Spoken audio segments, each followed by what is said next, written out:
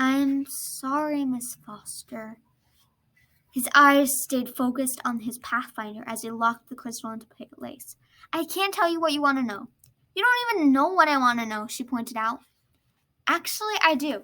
You want to know who your biological parents are. She blinked. How did you? I know far better than you realize, which is why I also know that you won't be happy with me when I tell you that, unfortunately, the answer to your question is no. Why? He sighed. I can't tell you that either. She gritted her teeth. I deserve to know. You do. But that doesn't change the fact that I can't tell you because it doesn't only affect you. The ramifications are too huge. I'm sorry. I realize that that's not what you wanted to hear, but it's the best I can do. His tone made it clear that they'd reached the end of a conversation. But Sophie wouldn't let it go.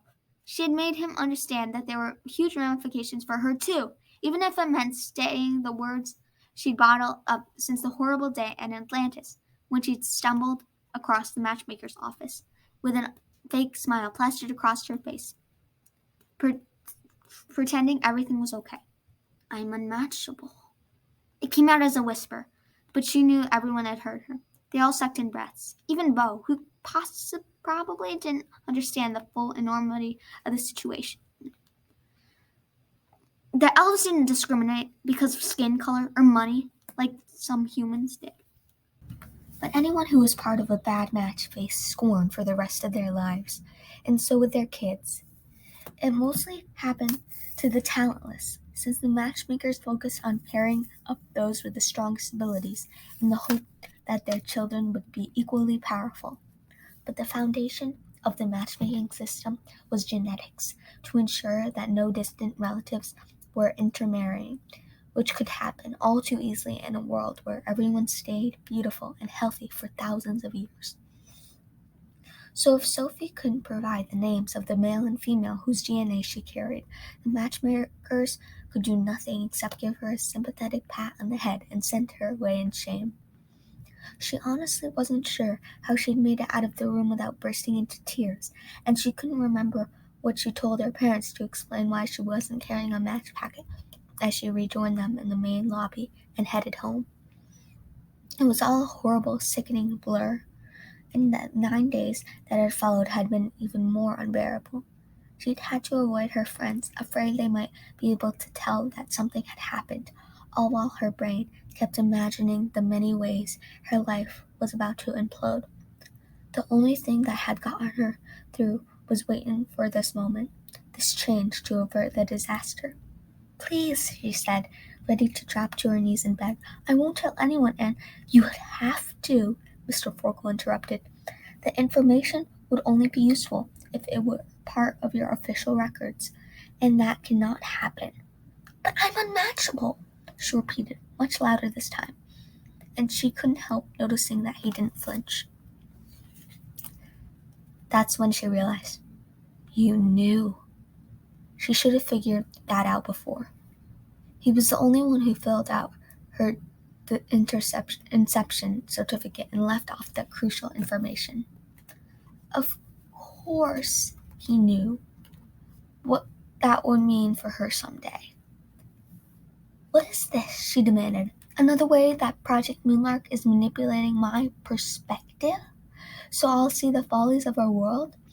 Am I supposed to be the poster girl for the dark side of the matchmaking?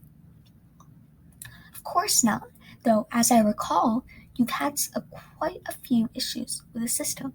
You even considered not participating. She had.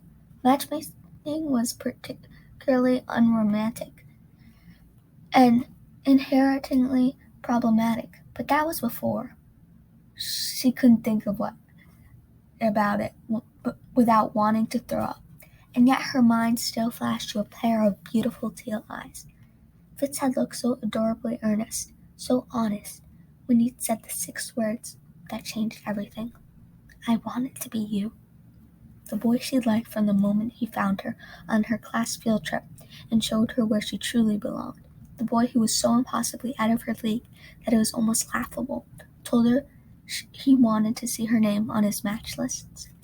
And whether she agreed with matchmaking or not, she needed her name to be there so they could be together. but she was unmatchable. "Please," she said again, "there has to be a way to fix this." "I wish there were." The sorrow in his voice seemed genuine, but that didn't help. "I didn't realize at your age," he said carefully. "Dating and relationships can feel like everything. But it's truly only one small fraction of your life, and something you definitely don't need to be rushing into. Perhaps in a few hundred years." "A few hundred years?" Sophie repeated, suddenly despising the elf's infinite lifespan with a passion of 1,000 fiery suns. It didn't matter how he was planning to finish the sentence. In a few hundred years, everyone she knew would already be matched up. Actually, they probably would all be matched up in the next decade. Fitz definitely would be.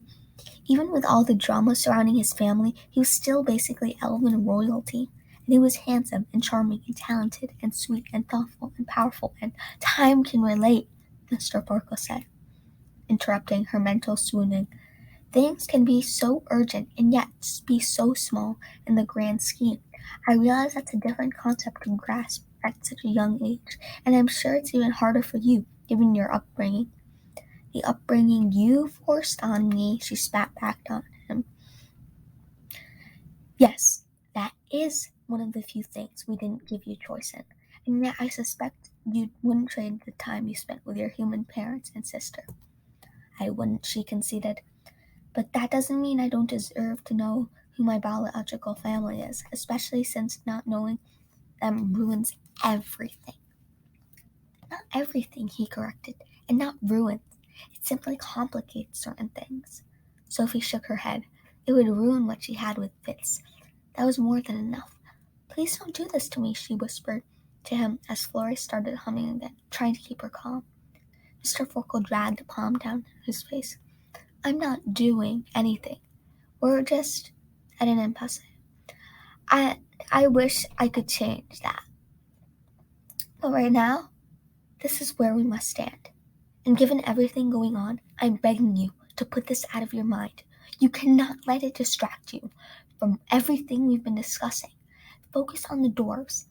There's too much at stake, too many people we care about who could get hurt.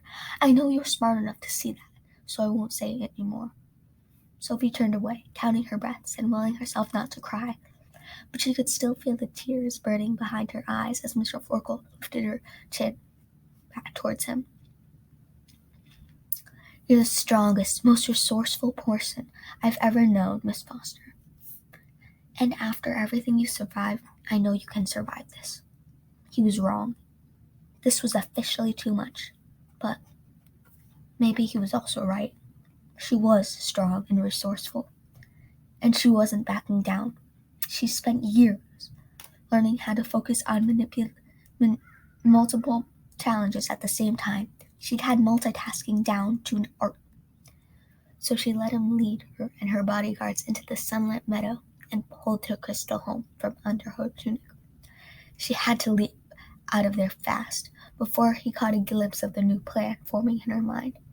If he wouldn't let her know who her genetic parents were, she'd find the answer for herself. That's the end of chapter 1. Thank you for listening to Keeper of the Lost Cities Legacy by Shannon Messenger. Check out more on our channel coming out soon. Thanks for listening, the Molina Family.